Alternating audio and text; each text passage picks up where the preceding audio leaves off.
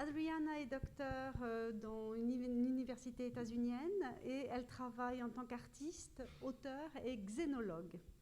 Elle s'intéresse à des sujets tels que les médias humides, l'art spatial, les satellites, la transmission radio, les rencontres non humaines, les drones, les questions queer et trans, l'apprentissage automatique, la voix et la fabrication du papier. Jolie brochette, je trouve. Elle est l'animatrice fondatrice du Tranxxeno Lab, qui est un laboratoire de recherche artistique nomade qui favorise les enchevêtrements entre les entités trans et xéno. Adriana présente régulièrement ses recherches artistiques à travers le monde et au-delà, y compris une œuvre qui a volé à bord de la Station spatiale internationale, clap, clap, clap. Elle était récemment artiste en résidence dans le programme Biofriction à l'Institut Kersnikova de Ljubljana en Slovénie. Adriana est actuellement artiste en résidence à WAG, Amsterdam, aux Pays-Bas, dans le cadre du consortium Art for Med, et elle travaille et vit actuellement à Amsterdam. All right. Thank you, Manuela, for that introduction, and thanks to Annick and Manuela for inviting me here, and thanks to Fleece for a very powerful presentation. I'm very glad to be able to share the stage with Fleece again, this time in person.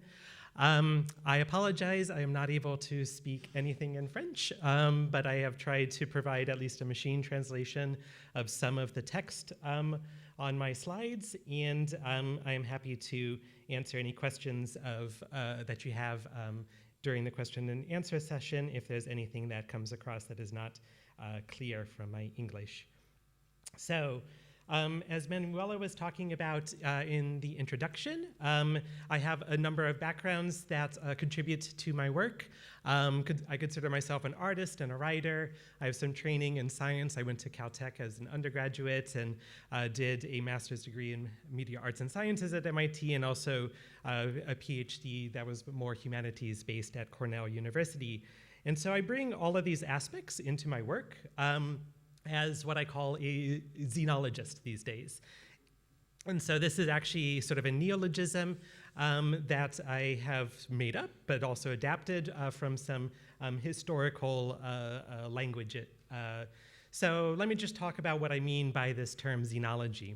So I see xenology as the study, analysis, and development of the strange, alien, and other, and xenologist as one who engages in xenology. Now, xenology as a term was actually developed back in the 1960s in the context of science fiction writing. So the idea was to try and create a term that would encompass the activity of studying extraterrestrial life, but within the context of science fiction. So Robert Heinlein was actually coining this term to describe that process or that activity. In the 1980s, a guy by the name of Robert Freitas was extending this to think about how would you describe the activity or process of studying actually existing aliens. And he was thinking about this in the context of the search for extraterrestrial intelligence. And so as I was looking at some of these histories and reading about some of these developments, I was really quite drawn to this word, but I really wanted to extend it. I wanted to move it beyond just the study of extraterrestrial beings, either in science fiction or in science fact, but to think about it more in the context of different types of bodies that are seen as alien on Earth. So bodies that are queer or trans or non-white or differently abled and so forth. And so my practice and writing over the past few years has been a development of this term xenology into those areas. So for me, I see xenology as not running away from the alien at all, but rather highlighting it, foregrounding it, and understanding it as a vital practice necessary to a world that attempts to be made homogeneous through capitalism. So I see xenology as a way to push ourselves into new possibilities of existence that integrates, quote unquote, unnatural elements into our bodily experience. And so this leads to another word that I did make up that is quite a mouthful called xenomogrification. And the idea here is to sort of pull from the English word transmogrification and to think about the grotesque, and I mean grotesque in the widest senses of this word, grotesque transformation of ourselves into the alien and the other for the purposes of what I am calling disalienation. And so my logic here is this. Under capitalism, there are certain changes that we are allowed to make to ourselves, to our bodies, to our existences, but only those changes that are allowed to make a profit. Oops. Oh, no. Only those things that are allowed to make a profit. Whereas through xenomogrification, I'm interested in trying to push this in another direction. Let me try if I can get this working again. Okay, cool. So definitely not made for PCs. Cool. Okay, so xenomogrification is trying to, so under capitalism, I see us as alienated, actually, from our ability to transform ourselves, right? Because we are only able to transform ourselves in ways that make sense to capitalist profit-making enterprises. Whereas xenomogrification and xenology is meant to suggest something different, that we can transform ourselves using sort of our universe-given possibilities for change in a way to enact some form of disalienation. Yeah, so let me just move on here. So, since this thing is maybe not working so well. Okay, so what I've been doing over the past few years have been sort of a practical xenology and a practical sort of enactment of these activities and some of these ideas. And so I want to turn to that and go through, a description of some of the projects that I've been doing within this space, literally. So thinking about bodies, outer space, and medicine. And I want to gesture towards something that Felice, I'm glad, talked about at the beginning of their presentation about sort of the ways in which this space that we are in right now also is not necessarily representative, right? So this is a poster that I made a couple of years ago, and these numbers are accurate as of February 2021, that only 2.5% of space travelers have been African American. 0.35% of space travelers have been lesbian, gay, or bisexual, although there's an asterisk there. And 0% of space travelers have been transgender or non-binary. And the asterisk there is to stand for that we don't know. Maybe there are other astronauts or cosmonauts or taikonauts who are queer or trans in some way, but are not able to come out because of the discrimination that they would face by their space agencies. And I do have to say that recently we had the first disabled person go to space, Haley Arcano, in the Inspiration 4 mission through SpaceX. And I think this is something interesting to sort of consider, is sort of the complexities of the commercial space travel, but also the possibilities that are enabled by that, because it means that people don't necessarily have to go through the gatekeeping of NASA or ESA or Roscosmos and so forth to be able to get to space. But really what I want to then turn to here is a project of mine entitled TX1. And TX1 was launched to the International Space Station on March 7th, 2020. And this marks the first known time that elements of the transgender experience orbited the Earth. And I'm going to talk a little bit about what was in it in just a bit, but I do want to say, just like any space mission, there is a patch that was designed by the Serbian graphic designer Irma Puškarević. And I have patch stickers here. If you want them afterwards, I'm glad to share them. So what was this piece? This was 3 small spheres that launched fragments of my hormone replacement medications to the International Space Station. So on the left here is a fragment of my spironolactone pill, which is taken by transgender women in the United States to suppress testosterone. In the middle is a fragment of an estrogen patch, which provides me with estrogen through my skin, transdermally. And on the right is a fragment of a handmade paper sculpture, which was meant to gesture towards all the other xeno entities that could not fit into this project. So these spheres were quite small, 4 to 5 millimeters in diameter. And the thing that I also want to say about the estrogen patch is it's one I already wore. And this is not something that I told NASA because it probably would not have been allowed to go to space. But it means that, yeah, it probably had aspects of my dead skin cells, parts of my skin microbiome, clothing lint, and so forth. And I really originally designed this project because we don't actually know whether it would be safe for transgender women to go to space who are on hormone replacement therapy. Same thing for trans men or non-binary people as well. Because obviously the space agencies do not study these things. So we don't know what the microgravity environment would do to those of us who are on hormone replacement medications.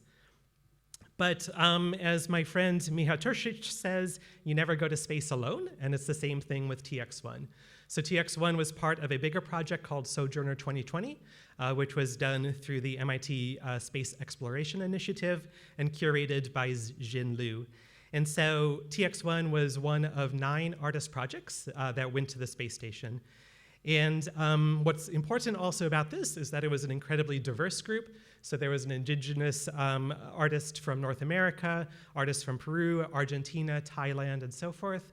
And so this was, again, one of the first times that these types of people were able to access space. So the project was launched, like I said, on March 7th, 2020. If you remember, there was some things going on in the world at that time period. So it was interesting that this project went to space, sort of to the most isolated place that we know, that humans live in right now, the same time that many of us in the global north were entering lockdown. We were able to get a video from the space station of the project.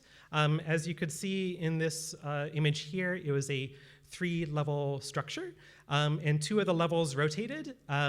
So the top level that doesn't rotate is experiencing microgravity. If you look on the left here, you'll see this object floating around a little bit. The other 2 layers rotated to simulate other types of gravities. The one in the middle is simulating Mars gravity, and the one in the bottom is simulating moon gravity. And TX1 was on the bottom layer in order to sort of reference the feminine understandings of Luna. Luckily, TX1 came back to Earth. And this is very, very important to me because it means that the project did not just burn up in the atmosphere. Queerness did not just disappear into dust as it entered the atmosphere, but actually was able to come back and thrive once again. And I have here, not the actual piece, because I don't really want to travel with a priceless object, but this is a model of the piece, TX1, and so I'm happy to show it to people afterwards so you can sort of see the size that we were working with here. So recently, this project has been exhibited. It received an award at Ars Electronica recently, but alongside it, well, let me just talk about the presentation of it because it's actually encased or presented in this blue box here. And this blue box was also flown on a NASA space shuttle mission. And there's a magnifying glass to enable people to sort of see these small spheres closer. Alongside this work, I created a 3-channel video that explores sort of the context of TX1 alongside other aspects that are raised by the project. So aspects of ruralness and alienness, because I grew up in a very small town in the middle of nowhere in Iowa, in the middle of the United States. So it explores aspects of that and sort of a desire to escape that town by going into space. It explores questions of the body, and again, in line with this day's topic, what types of bodies are allowed to go to space, and also representations of queerness in sci-fi. So I just want to show 2 short clips of this, and then I'll move on to some of the other projects. And I will say that these short clips are subtitled in English. I apologize that they're not subtitled in French, but I can provide you the transcript if you're interested. There's no payload on it yet, and there won't be until right before launch.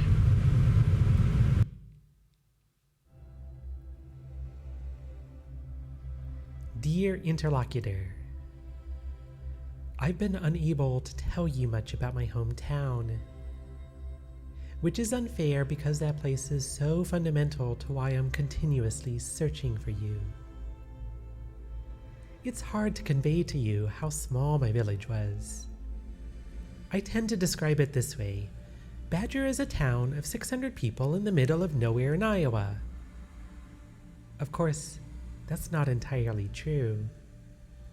In fact, there were miles upon miles upon miles of cornfields and soybean fields and hog and chicken confinements. When the wind was just right, the stench of manure from the eggplant 4 miles to the west would drift into town. In short, it is an industrial wasteland of contemporary agriculture. When I lived there, my house was at the eastern edge of the town, our backyard abutting the endless fields. Corn one year, soybeans the next.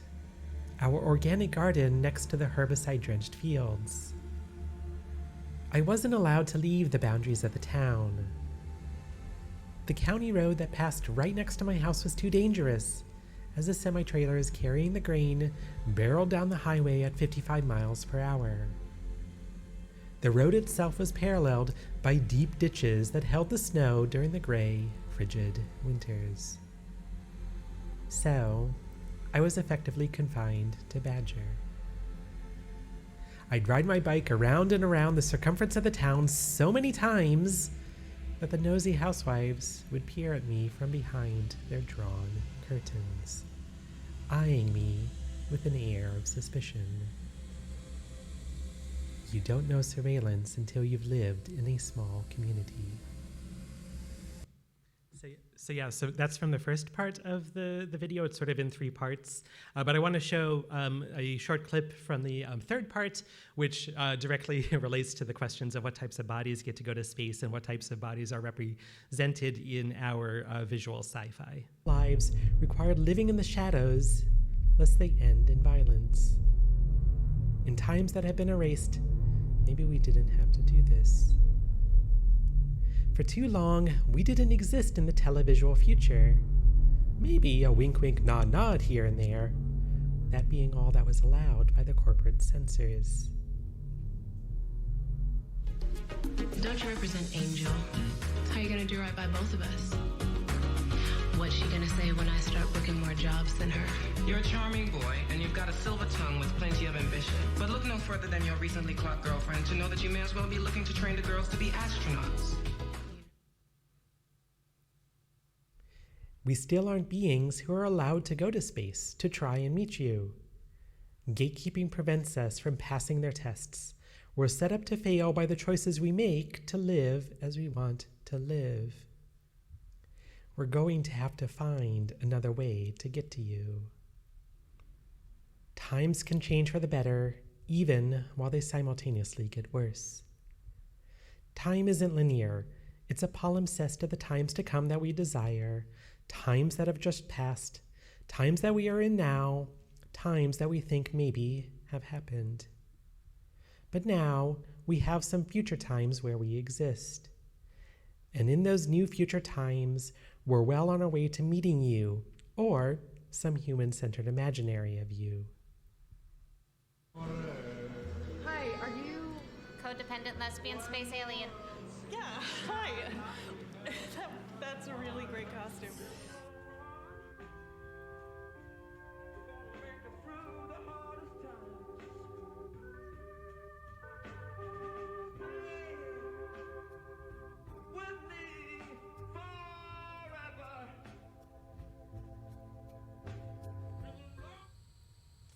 Hello, stupid. It's good to see you.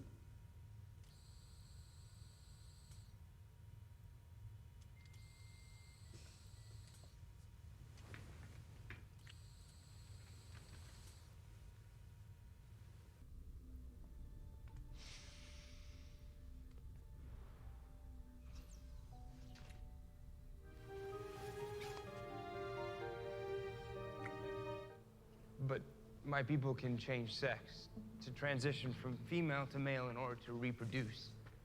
Several species of reptiles and fish can do it. It's not uncommon in nature.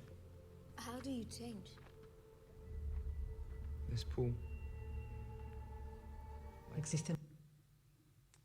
So this sequence goes on, and as part of this project, I was trying to find all of the examples that I knew of representations of queerness in science fiction, and I came up with about 16 out of the entirety of sort of at least the science fiction, television, and film that I know of. And most of it is, of course, in the last about 3 to 4 years. Prior to this, there was basically none. So in many ways, this is a project, the TX1 project, and a lot of my work is about sort of bringing these questions to the forefront about what types of bodies and what types of beings and what types of life are we imagining in outer space as a way to sort of counter the militaristic, governmental, corporate way of thinking about outer space existences. And so this connects with a broader project that I'm working on right now, which is called Xenological Entanglements 001 Aromatase. And this is a project that I was able to do in conjunction with a biofriction residency at the Kersnikova Institute and Kapelica Gallery in Ljubljana, Slovenia.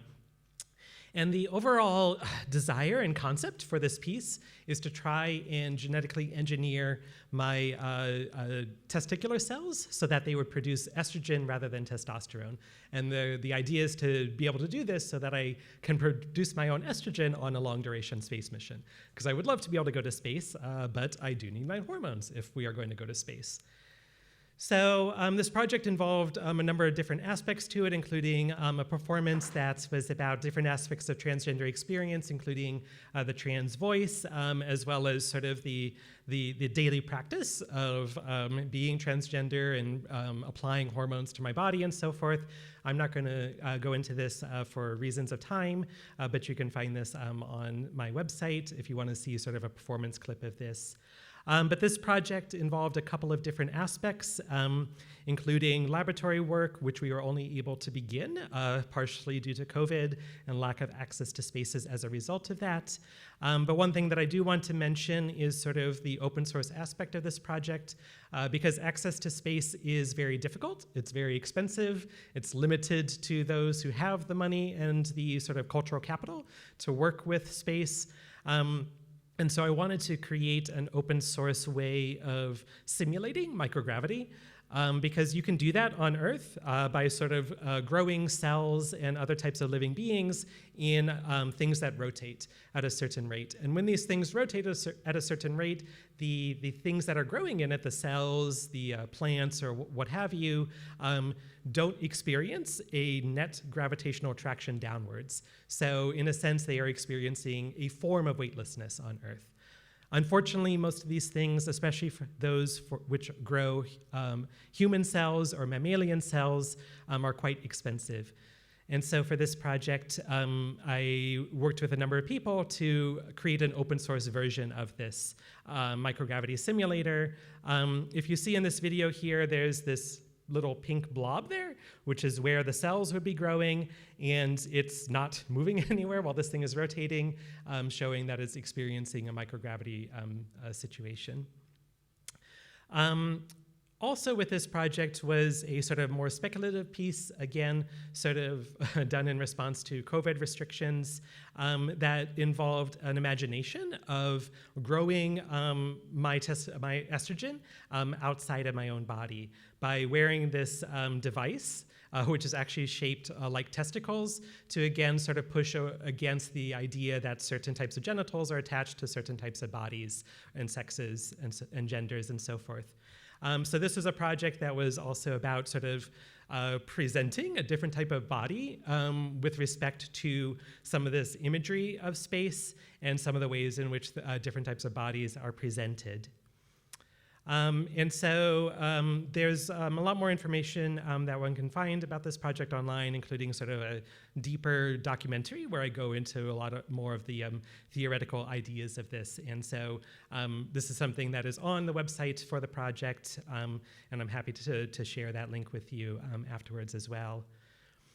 And so, again, because of COVID, the actual process of doing the genetic engineering was not possible because of not being able to get access to laboratories.